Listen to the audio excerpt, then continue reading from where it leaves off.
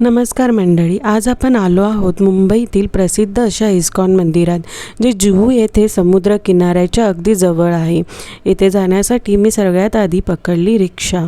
त्याच्यासाठी तुम्ही अंधेरी, सांताक्रूज किंवा विलेपार्ले स्टेशनवरून तुम्हाला सहज इथे येण्यासाठी शेअरिंग ऑटो अशा उपलब्ध होतील। इथे मंदिराचा वेळ आहे ती सकाळी 4:30 वाजल्यापासून ते 1 वाजेपर्यंत आणि संध्याकाळी 4:30 वाजल्यापासून ते रात्री 9 वाजेपर्यंत आहे। मंदिरामध्ये येण्यासाठी तुम्हाला सहज ऑटो उपलब्ध होईल। त्यानंतर इथे जेंट्स लेडीज लाईन वेगवेगळी आहे। तुम्ही आतमध्ये तुमची चेकिंग झाल्याच्यानंतर तुम्हाला उजव्या साईडला तुम्ही वळल्याच्यानंतर इथे तुम्हाला चप्पल्स ठेवण्यासाठी मोफत सुविधा इथे उपलब्ध आहे। त्यानंतर इथे आम्ही चप्पल ठेवली आणि आतमध्ये प्रवेश केला। हे मंदिर भगवान श्रीकृष्णांना समर्पित असून याला श्री श्री राधा रासबिहारी मंदिर असेही ओळखले जाते। इथे रोज मोठ्या संख्येने भगवान श्रीकृष्ण, राधा राणी व बलरामजी दर्शनासाठी येत असतात। मंदिराचे वास्तुकला अतिशय सुंदर असून येथे संगमरवरी दगडाने बनलेली आहे। आणि इथे बघा तुम्हाला प्रसाद म्हणजे दर्शनासाठी तुम्हाला इथे थाली मिळू शकते। त्यानंतर इथे आतमध्ये गेले आणि मस्त फुलांची सजावट केलेली हे मंदिर 1978 मध्ये मंदिर हे उघडण्यात आले। यामागे इस्कॉनचे संस्थापक श्रील प्रभुपाद यांचे महान कार्य आहे। त्यानंतर इथे तुम्हाला वेगवेगळ्या अशा मूर्त्या दिसू शकतात, ज्यांचे भगवान श्रीकृष्णांच्या अनेक लीलांचे इथे तुम्हाला वर्णन केलेले आहे गोष्टी स्वरूपामध्ये।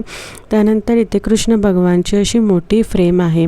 मंदिरात दररोज आरत्या, कीर्तन, प्रवचन आणि भक्ती संगीतांचे कार्यक्रम होतात। तसेच इथे एक भव्य ग्रंथालय आणि प्रसादालय सुद्धा आहे। इथे बघू शकताय तुम्ही वेगवेगळ्या अशा मूर्त्या आहेत आणि खूप मस्त असं इथे काम पण चालू असतं। तर बघा इथे खूप मस्त अशी बाहेरून सजावट केलेली होती फुलांची। खूप छान आणि मस्त वाटतं इथे गेल्याच्या नंतर, खूप शांती मिळते मनाला। आणि इथे पण बघा गणपती बाप्पा आणि इथे भगवान कृष्णांच्या रासलीलेचं इथे वर्णन केलेलं आहे, बघू शकता। त्यानंतर इथे बघा या लेडीज लोक मस्त अशा सुंदर अशा कळ्यांपासून वेगवेगळ्या ज्वेलरीज असे बनवतात आहे। खूप छान त्यांनी ज्वेलरी बनवली आहेत आणि बघा कसे बनवतात आहे ते ज्वेलरी, मस्त वाटतं।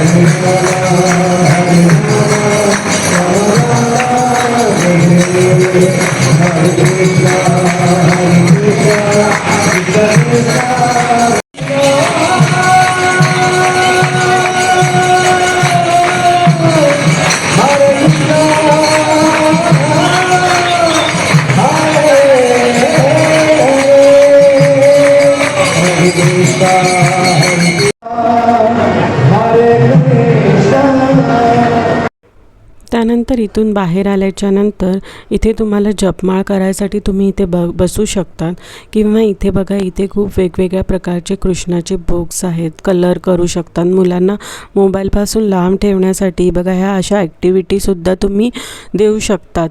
त्यानंतर इथे भगवद्गीता आहे, वेगवेगळे मराठी, हिंदी, इंग्लिश सगळ्या प्रकारच्या इथे तुम्हाला पुस्तके पण विविध भेटू शकतात। इथे खूप छान असं त्यांचं हे होतं पुस्तकांचं।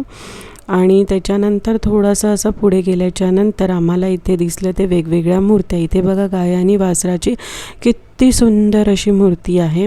त्यानंतर आम्ही इथे ध्रुवांना कृष्णाचे कपडे घेण्यासाठी आलो होतो आणि बघा इथे किती छान असे कृष्णाचे कपडे वेगवेगळ्या तुम्हाला पॅटर्नचे इथे अवेलेबल होतील।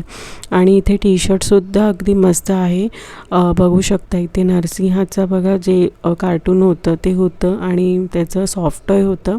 आणि इथे वेगवेगळ्या प्रिंटचे तुम्हाला टी शर्ट जे आहेत लहान मुलांचे वेगवेगळ्या प्रिंटचे अवेलेबल होतील। आम्हाला ते एक एक करून ओपन करून दाखवत होते. आणि हा बघा, हा ब्लॅक कलरचा छोटासा असा कृष्ण भगवानचा लोगो आणि खूप मस्त असं स्पीच लिहिलेलं होतं त्याच्यावर. आणि खूप छान अशी ही टी शर्ट आहे ती वाटत होती. त्यानंतर त्यांनी आम्हाला दाखवली ही दुसरी टी शर्ट जी होती ती पण एक सिंपल असा लोगो होता आणि प्रिंट त्याची खूप छान होती, ती पण बघितली. आणि ही कॉमन झालेली होती त्यामुळे आम्ही ती घेतली नाही.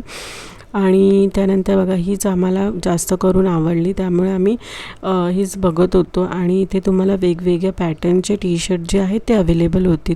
मुलींसाठी सुद्धा सुंदर फ्रॉक आहे ते, बासरीसुद्धा होती, छोटे छोटे पाऊच होते, बॅग. आणि आम्ही दोघांसाठी ही बासरी घेतली. आणि त्यानंतर इथे 20 रुपीजला सगळ्या बासरी आहेत अवेलेबल होत्या. त्यानंतर इथे आतमध्ये डोनेशनसाठी होतं. आणि इथे कृष्ण भगवानच्या अगदी सुंदर अशा वेगवेगळ्या ज्या मूर्त्या आहेत ना त्या अवेलेबल तुम्हाला होऊन जातील. त्यानंतर या अशा बालमूर्त्या आहेत, वेगवेगळे फोटो आहेत बघा त्याच्यावर, किती सुंदर असं नक्षीकाम केलेलं आहे. आणि इथे वेगवेगळ्या अशा फ्रेम ज्या आहेत ना ते तुम्हाला इथेच अवेलेबल होतील, बाहेर कुठे होतात की नाही माहीत नाही. त्यानंतर अशा टी व्हीवर खूप छान लावलेलं. आणि इथे बघा फूड स्टॉल आहे, बाहेर पण आहे गोविंदा रेस्टॉरंट, तिथे पण तुम्ही खाऊ शकता. आणि आम्ही घेतली अशी दाल, म्हणजे प्रसाद होता तिकडचा, दाल खिचडी खूप छान आणि टेस्टी लागत होती आणि गरमागरम मिळते, खूप मस्त. आणि नंतर थोड्या वेळाने खूप तिथे लाईन आली. आणि असा हा आजूबाजूचा परिसर आहे, पूर्ण बांधकाम आहे ते संगमरवरी दगडामध्ये केलेलं आहे. आणि बघू शकताय तुम्ही इथे खूप मस्त आणि मनाला प्रसन्न आणि शांत असं वाटतं. याच्या आधी पण ध्रुव लहान होता तेव्हा आम्ही येऊन गेलेलो. आणि थोड्या वेळाने बघा इथे खूप गर्दी झाली, बघू शकताय तुम्ही, लाईन खूप लागलेली. आणि त्यानंतर आम्ही इथे असं थोडंसं फेरफटका मारला, फोटो काढले आणि नंतर आम्ही निघालो पुढच्या मंदिरात जाण्यासाठी. तो व्लॉग जो आहे तो मी नेक्स्ट ह्याच्यामध्ये तुम्हाला दाखवेन. आणि चला तोपर्यंत आत्तासाठी एवढंच, टाटा बाय बाय. आणि पुन्हा भेटूया नवीन व्लॉगमध्ये पुढच्या मंदिरामध्ये. तर नक्की हा व्लॉग पण बघा आणि पुढचा व्लॉग पण बघा. चला टाटा बाय बाय.